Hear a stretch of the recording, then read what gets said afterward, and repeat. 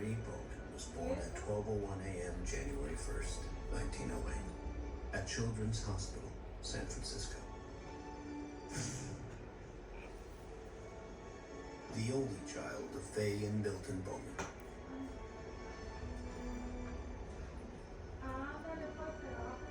On June 16, 1929, just as Adeline Bowman and her mother stopped to admire the expanse What where is 3 it? years hence, construction would be finished on the Golden Gate Bridge.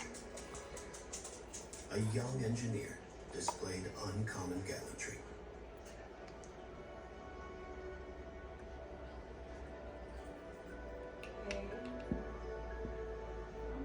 "87 days later, Adeline married Clarence James Prescott at Old St. Mary's Cathedral in San Francisco.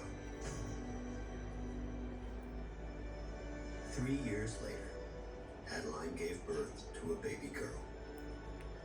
They named her Fleming, after Adeline's paternal grandmother. On February 17, 1937, 8 workers and 2 engineers lost their lives when a section of scaffolding fell through a safety net during construction of the Golden Gate Bridge. Among the deceased was